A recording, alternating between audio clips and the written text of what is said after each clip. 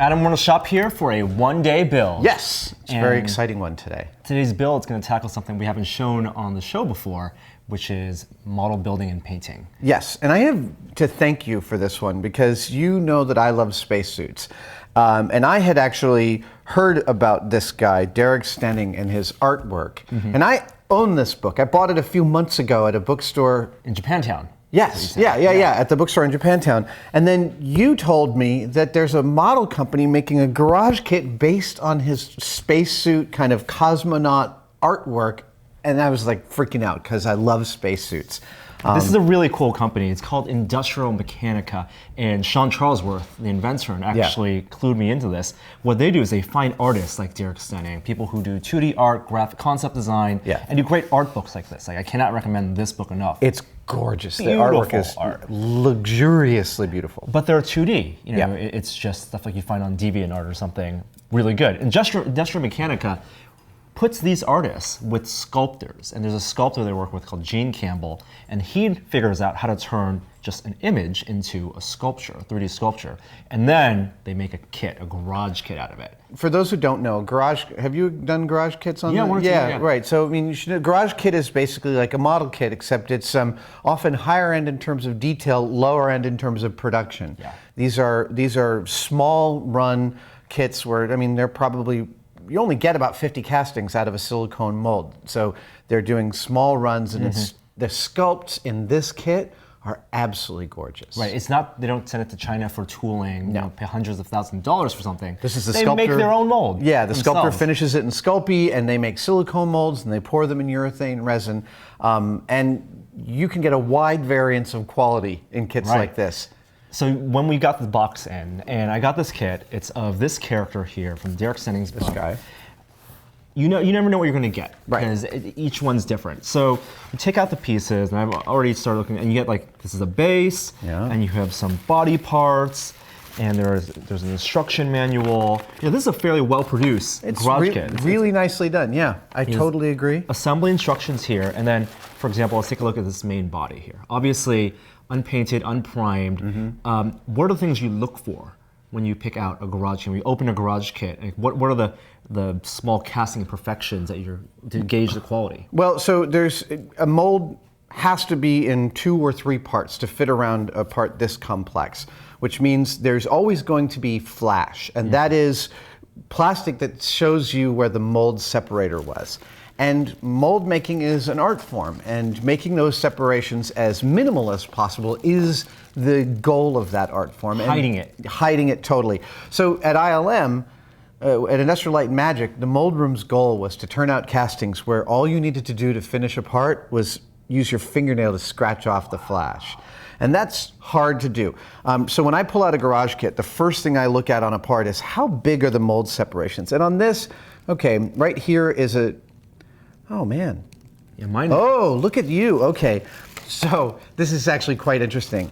I'm looking at a separation here of about 40 thou, which is pretty significant between 2 parts of this mold, but I'm more impressively looking at a bit of pink silicone in there. That's actually from the mold. That is an artifact from the mold itself. Now, just to be clear, we're about to do a Betty Crocker on this, and here's one I baked earlier. This is my kit, which is I've already sanded and painted, but clearly my casting is earlier in the run than your casting because the mold separation is much less. I didn't have to deal with that separation here. And your silicone, when you cycle urethane through a silicone mold, the urethane sets in an exothermic reaction, and that exothermic reaction actually wears out the silicone. It leaches silicone out of the rubber, and slowly the rubber starts to deteriorate, and then it starts to leave chunks of itself in the resin, and that's what happened in yours. So that's why you only get 50 or so depending on the silicone you're using. Exactly. And when I say 50 castings, you could get 50 castings out of a silicone mold if you let it cool down every time you cast. If you're cycling like on releases, if you're cycling on a movie where you've got to get 10 castings a day, you're only going to get 20 castings out of a mold before it starts to fall apart. Unless you do things like use spray paint as a mold release, etc. But casting 1, casting 50, not going to be exactly the same quality. No, not every time. So when I pull out a part and I look at it, I can almost tell what my workload will be from the first part. And right here I can see, yeah, you're going to have more finishing than I did. Finishing on this one. And then there's also, there's chunks here that you have to clip off. Well, these are part of the pouring gate. These are how they got the resin into the cavity in the silicone. And I found on mine, my disc sander, which you could totally just go up there and use, is great for getting. What I'll do is I'll use a disc sander to take off 95% of the material. Then I'll use my fine belt on the belt sander to take off 99%, and then I'll use a hand stick to finish it. Now, if you don't have access to the disc sander, you can use an X-Acto. You can use an X-Acto, snips, yeah. And then just sand with your filer, and then go smooth that out with sandpaper. Absolutely. I'll show you here. These are, you can buy these in Small Parts Catalog or in Micromark. These are what's called flush cutters, and you can see that the face of these absolutely is flush, so that when you cut something like this, oh yeah, I don't want to into your face. When you cut something like that, it cuts it really close to the bone, and that makes it really ideal for trimming parts and getting rid of most of your flash that way. And then, a little finger sander from by the way, I used to make these out of tongue depressors and sandpaper. I would just spray 77, like a spray mount on a bunch of sandpaper and put down popsicle sticks and cut them out. But from the beauty store, man, these fingernail sanders are that's totally fast. Yeah, man. And so this has a rough and a smooth side. Let's see. Oh, I'm gonna be doing that. Oh yeah, you got a bunch of this to do. Yes. And this is my position, right? You want the longer the sanding you do, the more efficient your sanding actually is. And then it gets caked up, brush it on your jeans, and it clears it away. There you go. That lasts for a while. Yeah. And then when you're sanding, you want to get the smooth finish, and then you might need to do some addition. And again, like what you just did there, that part will never be seen. So you need to know, looking at the assembly, you do where you can cut your corners, because you know that, like for example, that interior, you don't need to finish that as well. Exactly. And this kit has a lot of beautiful detail that will actually hide some of the crimes, right? Like what there are arm bands along all of these arms and legs. So you might not need to finish that seam down there, which is a pain. X-Acto scraping becomes really good for getting down in there, and I'll show you later.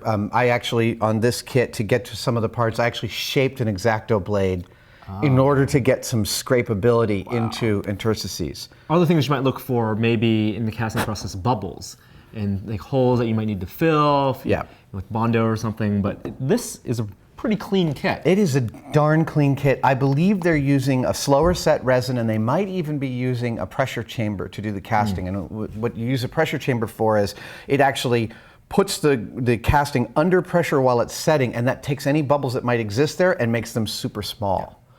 That's different than evacuating with silicone, in which you pull bubbles out. If you have any holes, I have this lovely tube of squadron putty here, which is a modeler's putty. Basically, put it in the hole and let it dry, which takes about 15 or 20 minutes. You can sand and paint right over it. Very cool. So I'm going to be working on the fresh kit, pretty fresh kit. I've already done a little bit of the sanding here. But like you mentioned earlier, we're going to cook and show it, because you have a kit and you've done the majority of that grunt work. I have this guy here, and these are all the parts of this model set up on coat hanger wire. In fact, Norm, what I'm going to do next is actually start to pull these off and group them by color, and you can just take all of my sticks and start to use them for your kit as well. And frankly, I've worked out a couple of difficult things for you, because some of these parts are really easy, right? I just drill a 1/8" hole in the bottom of the hand and no problem. But in the gasket around the neck, I had to figure out exactly where to drill that would never be seen. So I chose there, and same thing on the back of the neck, and same thing on the helmet. Also a little bit tricky in terms of where to actually drill. And placing this on this platform, that allows you to evenly prime it? It allows me to evenly prime it and see where everything is. I'm personally, I love the helmet, but this gorgeous face, Yes. this amazing, amazing face, which I'm going to have so much fun doing painting on, will get lost inside this helmet. So I'm putting lights in the helmet. You gotta make a modification. So what's your modification? You're gonna be lights inside the helmet. How's that gonna get strung up? I actually have, I came in early this morning. I've got strip light LEDs from Amazon. These are $1 a foot.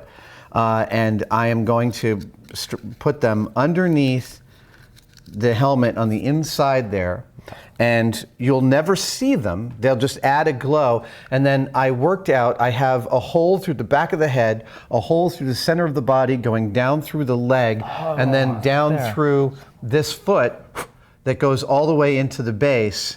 Wow. Yeah, I did that. Like I said, I woke up early and came in and decided to take care of that, so we didn't have to do it on camera. And the cool thing is that's how space helmets in movies are actually done. It's just a strip light of LED behind the helmet, giving them a little of that highlighting. And let's be clear, lighting inside a helmet is the dumbest thing ever. Of course, you have to do it in a movie. Because you never see the Because you face. can't see anything. My favorite example recently, every science fiction movie ever has lights in the helmet pointed at the actors' faces, which means that in those helmets, you're blind. You can't see a thing. And also I watched, we showed my boys Thelma and Louise recently. And in Thelma and Louise, every time they're driving their car at night, their car is fully lit up from inside, like their laps, like there's a light in their lap shining on their faces. It's hilarious. Like 80s sitcom. Exactly. Awesome. So you're going to get painting. You've done the first coat of primer. Yes. What's your paint process like? Let's talk about that before you get started. Well, so this kit has a real attitude to it about space technology, and the artist Derek has gone to some length to kind of make it feel worn in.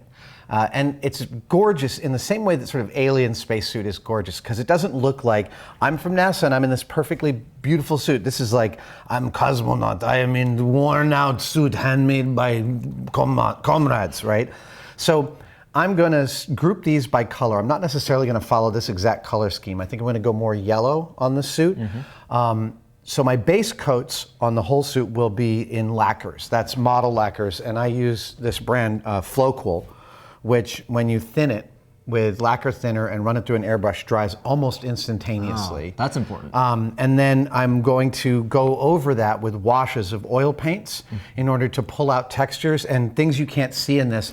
Is that the kit has actual cloth texture worked into it. And the sculpting, that's so brilliant. And the oil paint will actually pull that texture out and make it visible. When you say washes of oil paint, you mean applying it and then actually scrubbing that off and letting it seep into the seams? And it's difficult with paints because you don't want to put on paint too thick. You want to keep the details visible, but you've got to use different types of paint so that the solvents in one paint don't scrape away the other paint. And lacquers and oils are perfect because they don't actually cross-pollinate. The solvents in the oil don't pull up the lacquer. So I will group these. Next thing I'm going to do is pull these all off their sticks, group them by color, and start painting the whites, the yellows, the blacks, the silvers, and then it's time to start going in and washing. Actually, I'm going to paint the whole model like this before I get to assembly. Awesome. Let's get started. Okay. Okay, so body. Body, body. Okay, so those are going to be dark gray. So body, body, body, body. Right.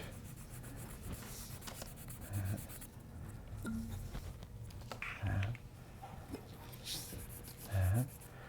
Okay. Then there's going to be the black gloves and the black boot.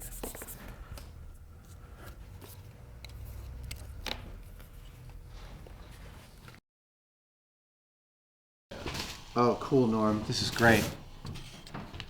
All right. Shall I see The biggest issue with this one is is smoothness a little bit. That's the fine one, but making sure that the transition has no bumps, right? Because that's what'll show up. I'm going to make the helmet a little glossy, and see that? You can see that there's a little bit of a separation there because of the color difference.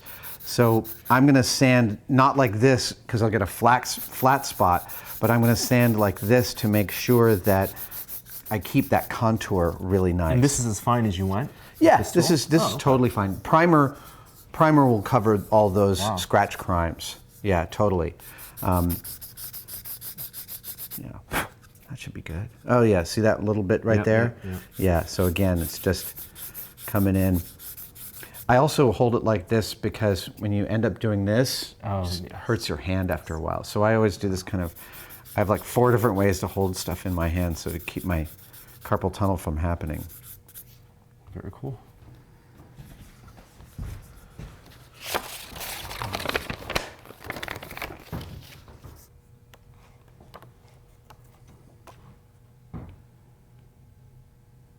Okay.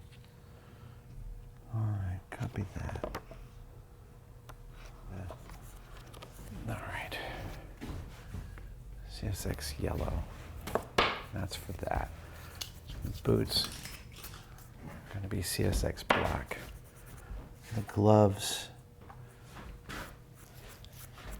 could also be black. These all get, and there's these things which are going to be. Yeah, I'll show you. What's that? Pretty significant stepping here. Yeah, so let me show you something with that. Yeah, so this allows you, rather than sanding too far, to come in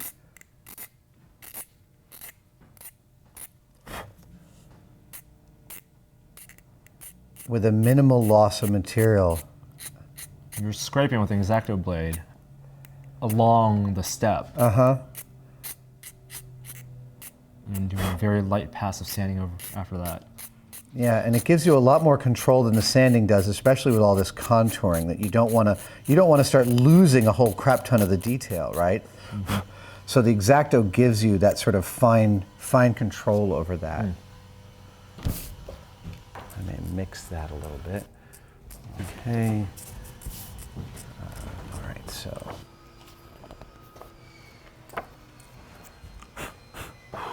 Metallic, let's see. The straps.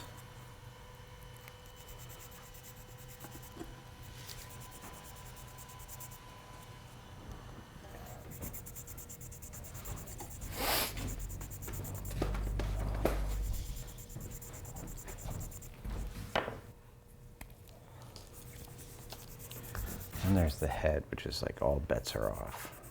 Oh. So there's that.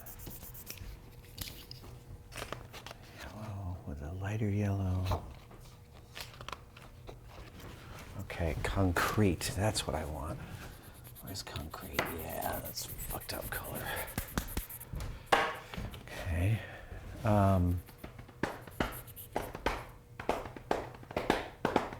Oh, right. Okay, so that can go here. And this can go there. That needs a little more primer. That goes there. Okay, Norm. All right. There you go. All done with that. Oh, right. I got to find you a drill bit that matches that. So that is, hang on. That's .085.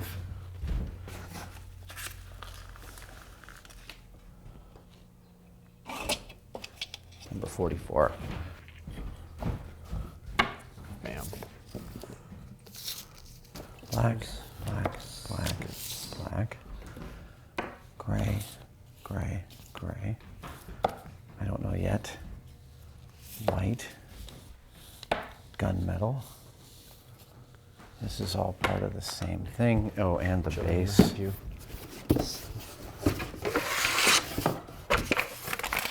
this chunk here, that's got to pop off, and then we still want to get this lining around the edge of it.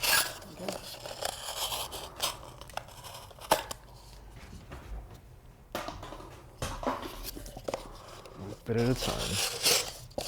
So I'm about to do the first level of painting. Actually, the second. The first level was priming these all with a white primer. The second level is the base coats, and these are the main colors: black, white, gunmetal, gray, and yellow that will be the major colors. And I'm using lacquer for that. The lacquer is fantastic because it dries really fast. And it provides a really solid coat over which I can put washes and know that I'm never going to be pulling that lacquer back off. I'm using paper cups to mix my lacquer. You want to spray lacquer pretty thin. It should be about the consistency of milk, which is usually about a 50-50 mix between thinner and the paint out of the bottle. But I'm using paper cups for that because you learn the hard way early on not to use styrene cups because the lacquer thinner will eat right through them. So you pour and mix your lacquer in a styrene cup, which is like a standard kind of cup, and you come back and the cup is totally dissolved. I've had that happen more than once.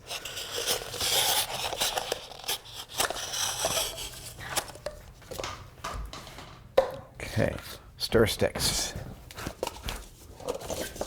And lacquer thinner. Lacquer thinner? Yeah, but like the difference between you have to have different solvents for the different. Right. You think somebody would make paper cups that were cut the right height? There are lots of cups, but you end up buying these and then they don't. Yeah.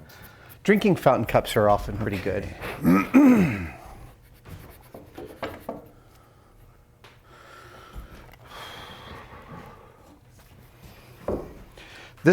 I'm just about to start painting, and that's a very exciting part, but it's also one in which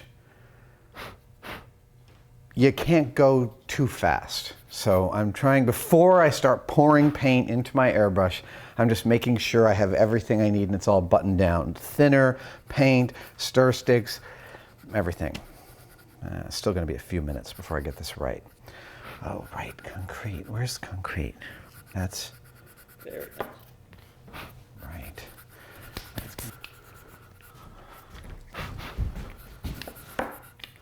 That's gonna be flesh.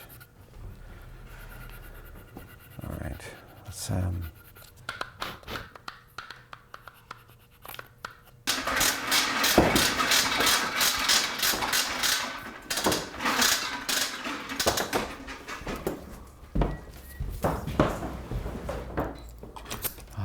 okay, thinner. I want one more coat of primer on that puppy.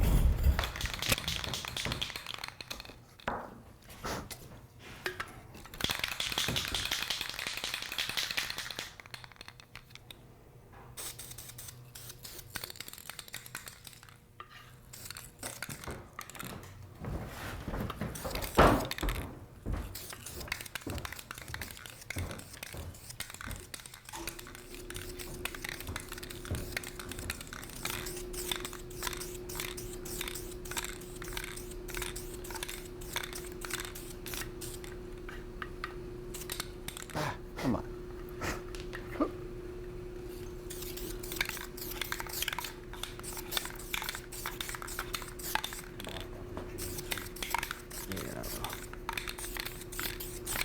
Okay.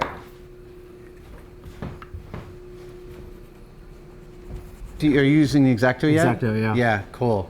So I'm just gonna poke it Yeah. a little more here, but smooth out these, and these are the most important parts. I was sad about those because you lose some of the texture up there. Yeah, but it is what it that is. cloth texture. When you're buying colors, do you buy it sets, or are you going in and picking individual colors? Or It goes back and forth. Over the years, I've amassed a pretty good collection, and Jamie's getting rid of his flocals, so I just went and pick and chose from hundreds of bottles. More silicone. Really? Yeah, see it. Oh, you poor thing.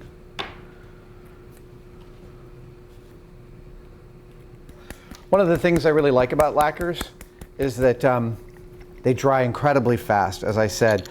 In fact, if you add too much thinner, lacquer can dry on its way from the airbrush to the thing you're spraying. So in the end, you really want it to remind you of milk when it bobs around in the container. And if it doesn't, you add a little more thinner, but you don't want it to feel like water. I know that's a subtle difference, but that's the difference you're looking for. All right, a little gray. I'm gonna use a bunch of gray, so we'll mix some of that together. Cool. This one's already filled with material, meaning that silicone is popped out in the past. How's it Yeah, going? you know when there's plastic in there. That one's just means- gonna. Yep. You're just gonna have to snip the edge on that strap. Yeah, and just glue that in. If there are stuff you need to Dremel, I've got a Dremel and some fine bits there too. Oh. But you're going to want to test. I learned a lot by test fitting everything. Test fitting everything first. Yeah, before so drilling pick the it holes. like put the whole helmet together and kind of feel out how those parts go together because it's a little bit tricky.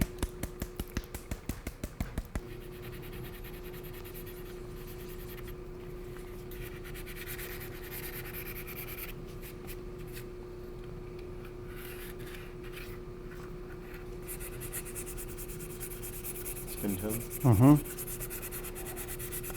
Not done until you add green. Isn't that impressive what the yellow does to the pink? It really is. It's like so fast. So I'm about to put the finishing touches on my flesh tone. Flesh is pink, so there's a little bit of white and a little bit of red. I added yellow, and that brought it much more to flesh, but one thing people don't realize is that flesh has a ton of green in it. So I'm adding a drop of green, and that's gonna be, a little bit more.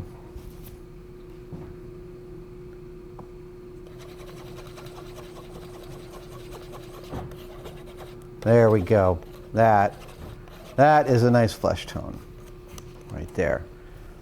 White, red, yellow, and green.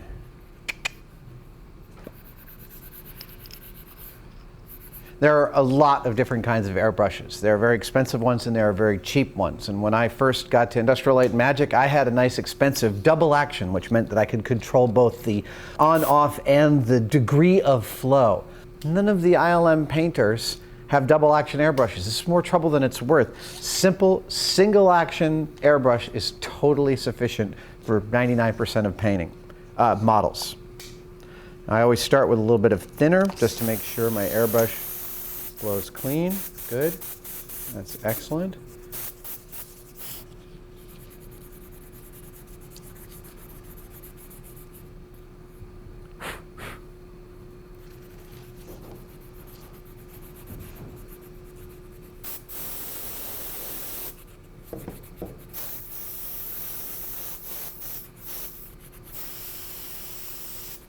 Go.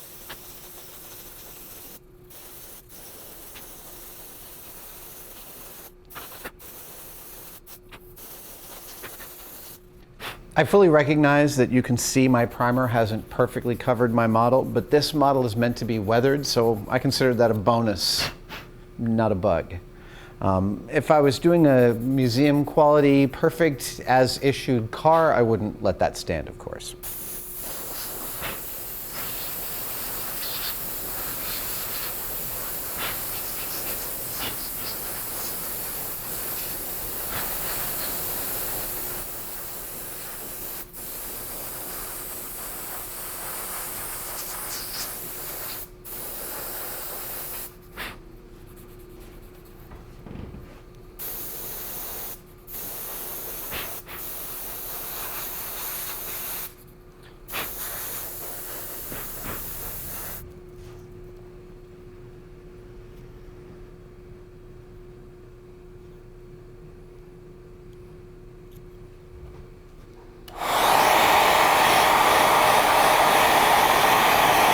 Whoops, even more.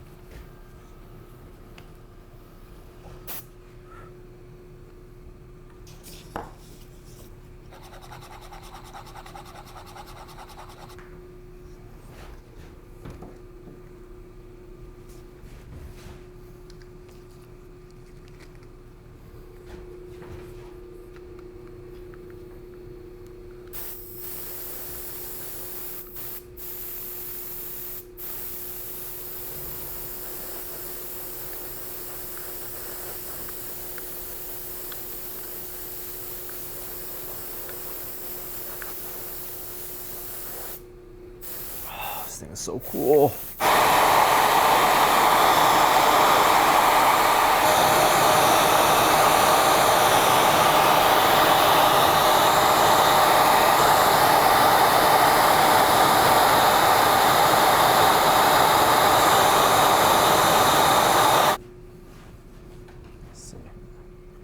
So loosely putting it together lets me know what's going to be seen. And so I know, for example, that's going to be exposed. That's something I have to fix. This is not going to be seen as much with the head in place. And now I know how things fit. Got it.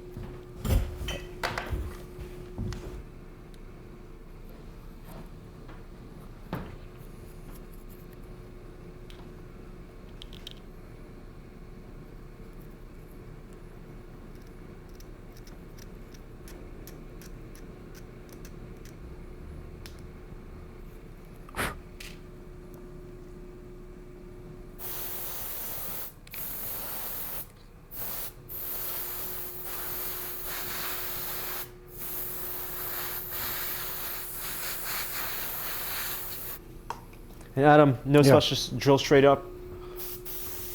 Yeah, you know, it's just whatever position makes the most sense example, for holding this up. Yeah, so I would just do something literally, because you're never going to see in there, you can literally, just like that. With that, and then that's going to go. There you go. Sweet. Isn't that nice? Perfect.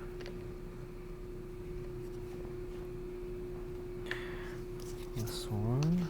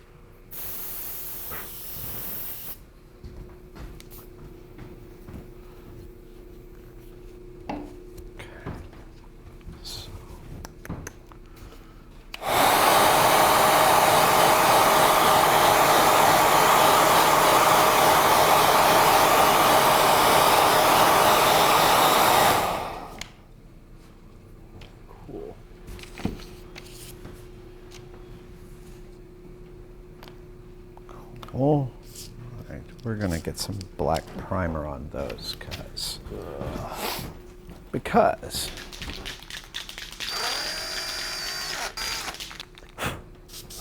Just a little bit there.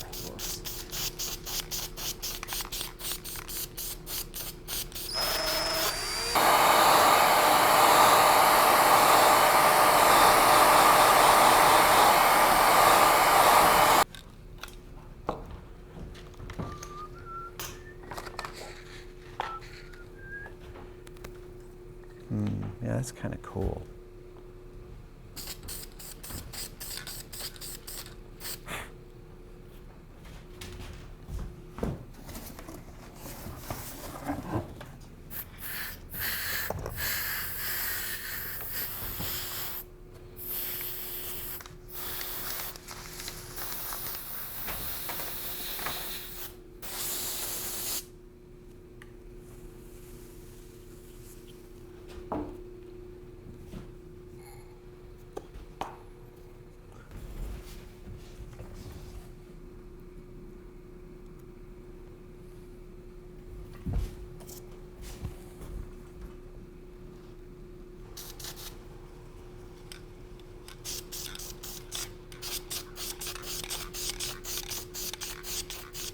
I put these together and sanded them together. Oh, yes, because I saw the seam was not going to be perfect. Yeah, so I held them together and sanded them. Okay, I'll do that before. After, yeah, I did that before priming.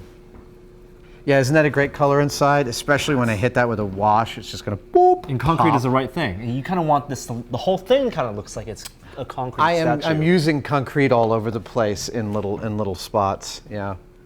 So this is the position I found holding it in. And use the rough side first.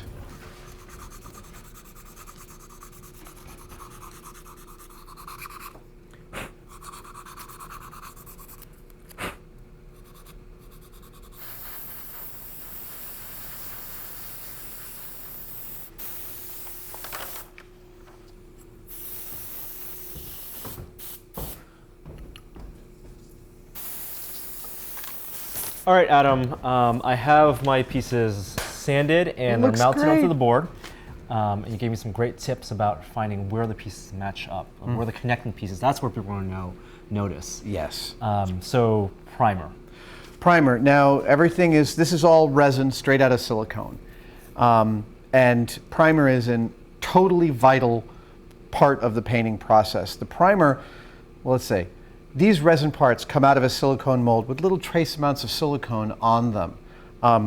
Super duper modelers and painters will actually wash all these in a mild detergent before painting them. Wow. To get rid of that silicone. It's not really necessary. I'm a little lazy. But the primer actually provides a barrier coat to that and a beautiful, consistent base coat for all your other paints. Now this is a Krylon ultra flat gray and it's fast drying. I really like this paint. But unlike the kind of lacquer primers that I grew up using at ILM, it doesn't cover quite as well. So when you're painting, first of all, here I'll demonstrate. You want to light coats. The biggest problem everyone has with spray painting is they come in and it just drips all over the place and takes forever to dry. But light coats dry almost instantly. So if you come in, well, notice I'm releasing it before I reach to the end, because if I don't stop at the end, it bunches up here on the ends. Whereas if I do light coats like this, I get a much more even coverage. So that's what you do here. You come through and just do dust coat on the whole thing. And you're seeing you're going to miss a bunch, then turn it around, keep spinning it, keep going. You'll use a whole can to prime this one model right now. Wow. Then the reason it's nice to be pinned is that you can lift it up and you get underneath, and go underneath, and just start really going all the way through. And eventually it'll all get covered. Should you get a sense that it's more than one coat, like almost 1.5 coats? Or? In the end, I don't. You can put on a heavy coat, but it's really not necessary for this model where you want the detail to stand out. So I'd go lighter rather than heavier. Okay. There are some beautiful textures weaved into sculpted into the fabric that you don't want to lose. And one of the things about the high quality primers is that they're made to dry thin so that you don't lose detail.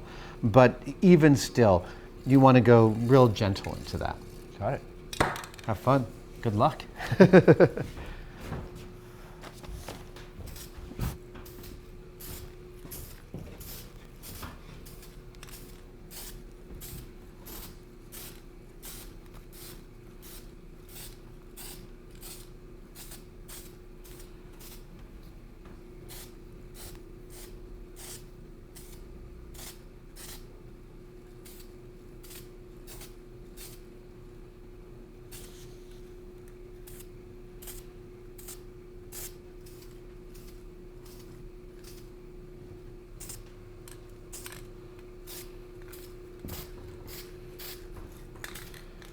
So these are just the base coats, coats. but I'm going to go in and add detailing and brown and silver and all sorts of stuff on these. When you're approaching the face here, you have obviously lips, eyes. Yeah. You're giving that base tone there, and then you're dirty him up. I am going to dirty him up. I'm going to do it a little like makeup. So I'm going to go in with a slightly darker flesh tone. Once this is really dry, like seriously dry, I'm going to go in with a darker flesh tone around the eyes, a little red around the lips, let that set. Then I'm going to come in with a wash, a sort of darker flesh tone oil wash, and go in with that. And then probably a little bit of black just to really pull out the extra details, and then pull that off with a Q-tip. And you definitely don't want him or his clothing to look clean. No. And right now it looks almost ludicrous because it's clean, but once I'm done, it'll look really cool.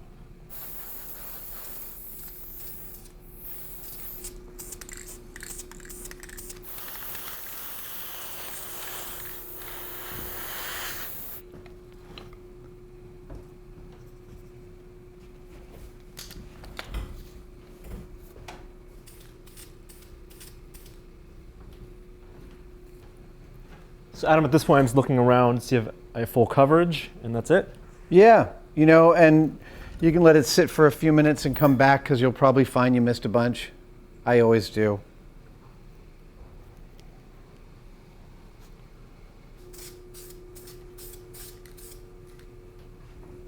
All right, Adam, what are you working on right now? Right now I'm working on the second level. Oh, I actually haven't painted the outside of that. I'm working on the second level detailing. So I've done the first coat of paint on most of these. I've done a second coat. Now I'm going in and calling out some of the key details. Hardware. Hardware. So like here's a buckle and I'm going to make that silver. This is all in advance of coming in with the washes and starting to really make this thing look and sing really cool. Like here, check this out. Here's the black rubber of the neck gasket with the gunmetal ring and then the concrete on the inside. For the padding. Yeah, and just know that when I hit this with a wash, it's going to just make those seams go dark and all this detailing pop out. It's very exciting. And it's the same type of paint? Yeah, this is all lacquers. So everything I'm doing right now is lacquer. So when it's dry, I'll be able to hit it with oil paints, and the oil paints won't move the lacquers. They'll just be a perfect base coat that won't move, and I'll be able to get lots of, well, you'll just see, the detailing will be gorgeous.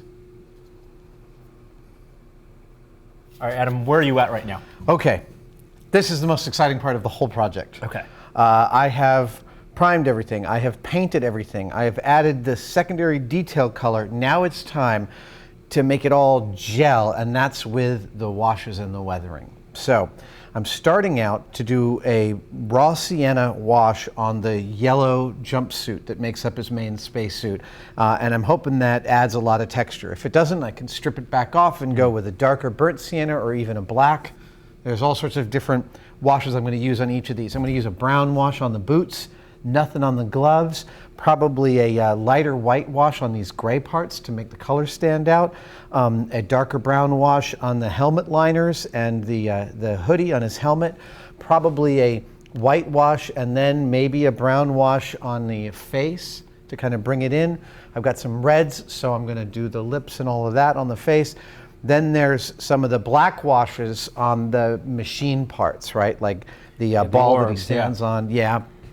And these are all oil paints. These are all oil paints. So what these allow me to do is to come in with with this paint, basically come in and do this. I start pulling it off. And only the parts that you can't clean stay. Right. Yeah. And this is still a wet brush application. This is still a wet brush application, yeah. So I come in here with this paint just like this, and I go and I hit it up like that. I mean, it really looks like someone took a poop on it. I didn't want to say. Yeah. And I come in and I start to. And this is where the fast drying lacquer really helps. This is where the fast drying lacquer gives you just tremendous amounts of beautiful detail. See that? Oh. All of a sudden now, my detail starts to scale, right? Like the dirt starts to sit in these parts, and all of a sudden it doesn't look like paint that I put on, it just looks like an old piece of cloth. And that's the real trick here.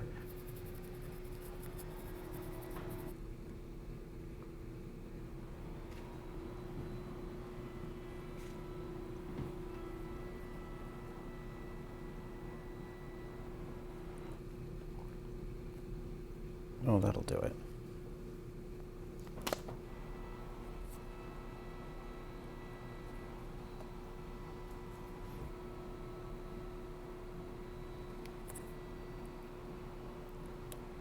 What are you thinking there, Norm, with the... I think concrete. Uh-huh. What's the best way to make it look like it was painted at one point and then faded? Oh, faded. Well, you could hit it with dust on top. This is a light wash color. Okay. That actually might help a lot. So a layer of concrete first on everything, and then dust on top of that on some points. Yeah. And then putting black oil on it and wiping that off. Yes. That sounds good, man. That sounds like it'd be awesome. You can actually use my concrete here. You can see it's a little thick. So go ahead and take some of that thinner right there, pour it in there until it's the consistency of milk. So what you want to do is pour concrete into there, mix thinner into it until it's about the consistency of milk. And pour it in here. Yeah. I'm going to put your bottle in here and we're going to start the flow going. There we go. Okay, so you don't want it too heavy like that. You want to lighten it up a little bit. And let's make sure we're getting, there we go. Okay, so I usually always start at the bottom.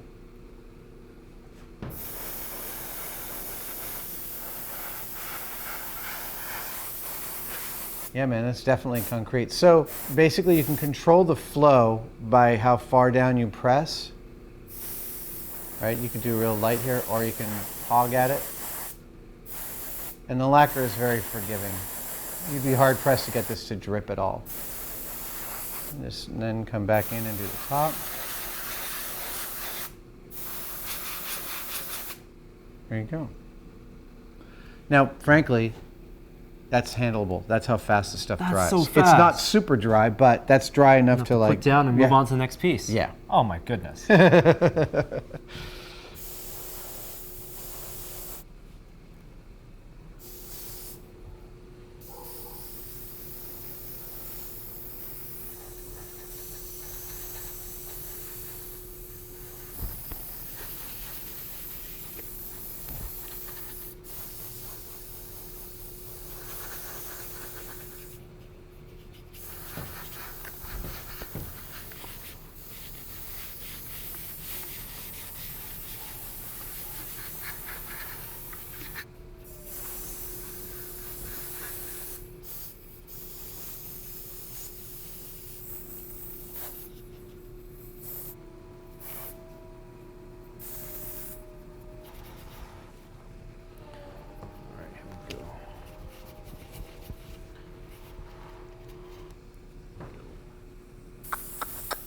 Now it's time to add the lighting that I was going to do. So I've drilled a hole through the boot. Now, time to go up through the body.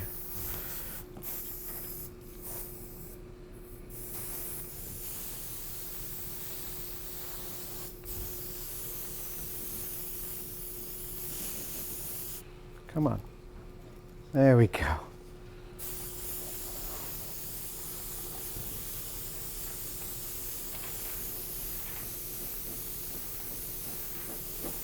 There's also some room on both ends. Actually, I need a little less up there. Good. Okay.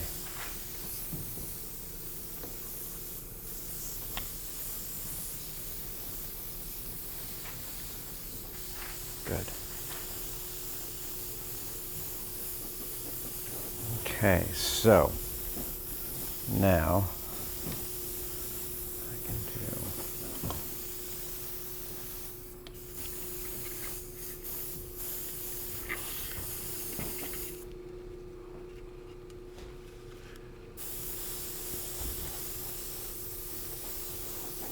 Okay. There's that. Ah, right.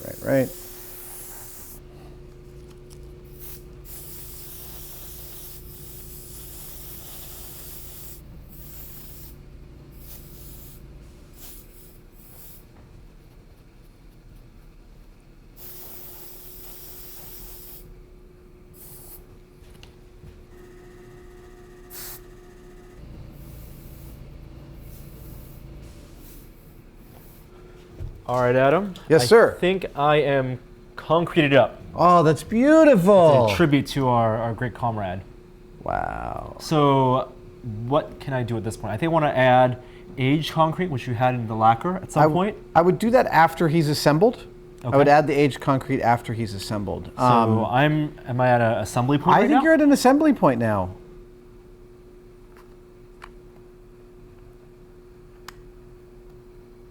Yeah. Wait, the texture of the cloth came through really nicely. Yeah, it did. I know. It's a beautiful kit.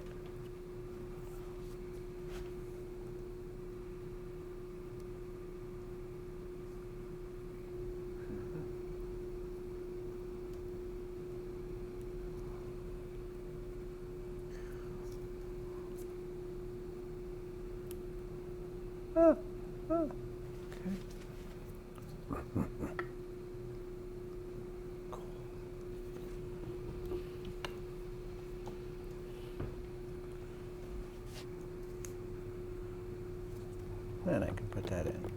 There we go.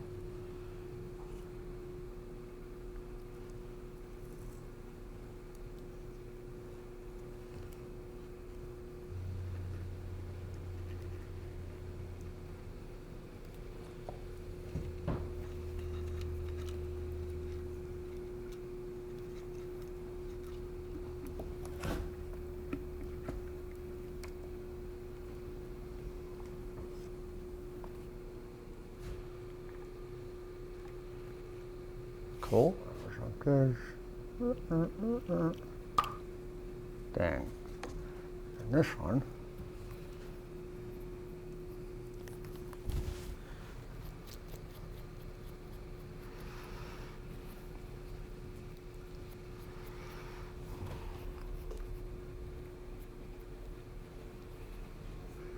So pretty. Yeah, it's gonna look. Oh, I do not like how these things attach. Oh, look at that shit. Yeah. Woo, woo, woo.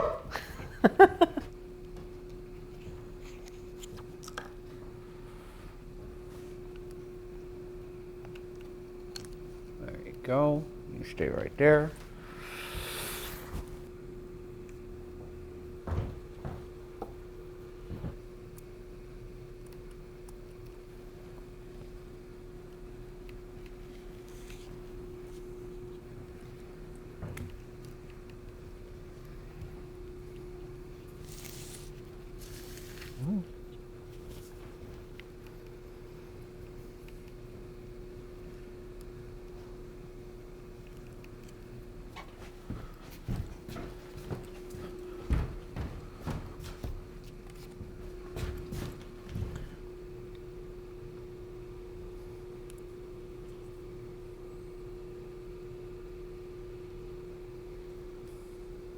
You slotted that in. You have the airbrush, and it's okay. Cool. So.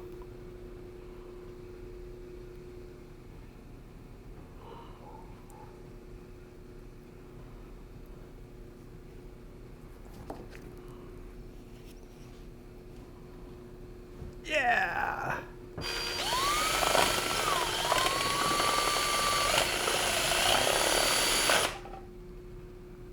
Bigger hole, all right.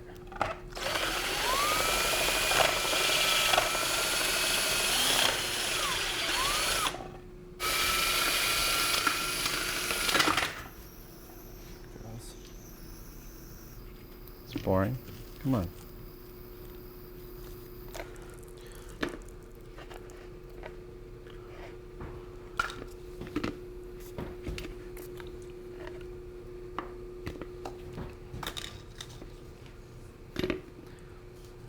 Is there another weight I can put in here? What's all this? So at some points, yeah. Oh!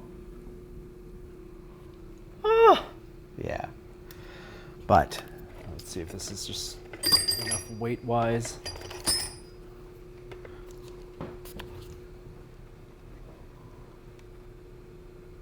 That'll do for painting at least.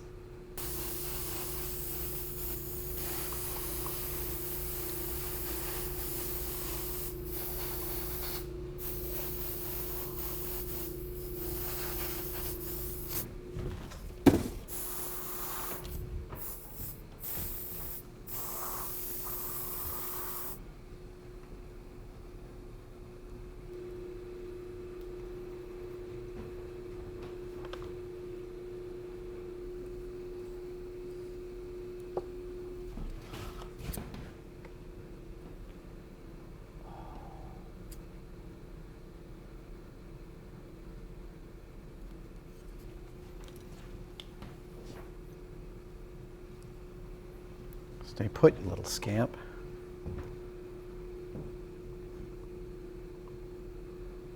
Oh.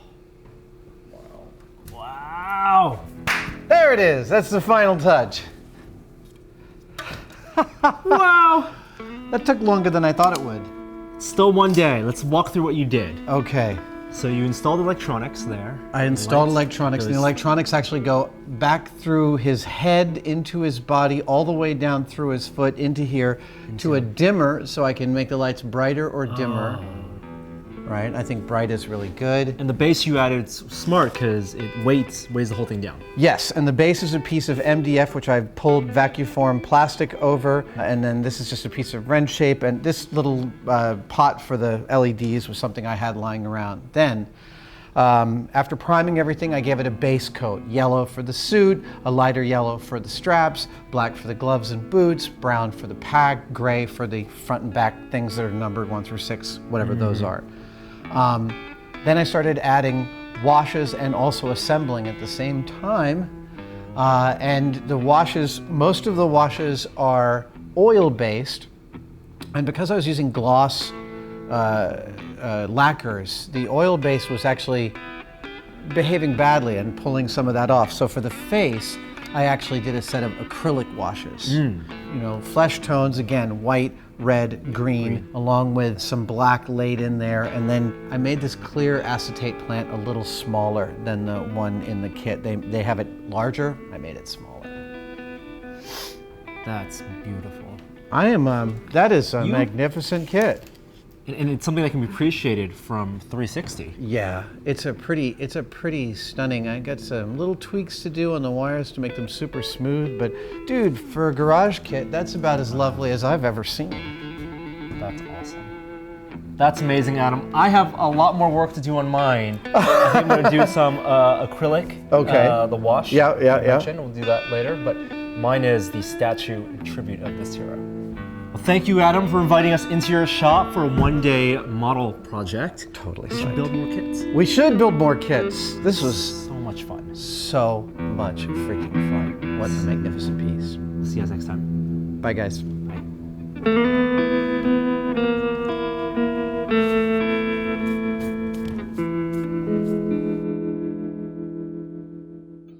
Wait. Hold on, guys. I'm not going to leave you hanging because I, too, have finished my Cosmonaut model. I want to share with you what I did after we left Adam's cave with you today. So as you last saw, I had gotten a couple coats of the airbrushing on with the lacquer paints with that concrete color and some of the dust color, but hadn't started any of the weathering. So I stopped by the shop on the next day and Adam helped me, taught me how to do this weathering process, which is slightly different than the process he did. What we did with this one, because I wanted to make it look like a concrete statue, was use an acrylic wash. So when you saw Adam use his oil-based wash to bring out the details and put that oil paint on and then rub it off and it goes right in the seams, we did the same thing essentially, but with watered-down acrylic. We sprayed, first of all, did a clear coat on top of the concrete, on top of that dust, then sprayed it with isopropyl alcohol, and then mixed a little bit of dark black acrylic with water, put it in a regular spray bottle, and sprayed it all over, and then used a brush and used some air to push it around. And it got into all the seams. You can see into the hands. It looks like it's really old and dirty. That's really cool weathering that I didn't know how to do before. And then on top of that, to make it look like it's been, in a Soviet park for 50 years or so, Adam helped me apply some bird droppings on top of this. And it was a really cool process. He took a brush, again using acrylic paint, and then just sprayed some white droppings all around.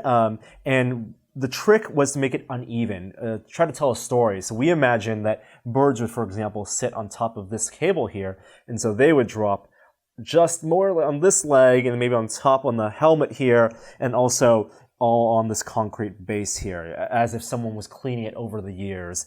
And then as a final little touch for the bird droppings, added a little bit of yellow specks, just in little bits here and there, where you couldn't see them if you look afar, but it adds that little bit, just can give you a convincing look that it is a concrete statue covered in bird droppings. So I'm so pleased with how this turned out. a 1-day build for Adam, and maybe like a 2-day build for me. Hope you guys enjoyed it, and we'll have more on testing next time. Thanks.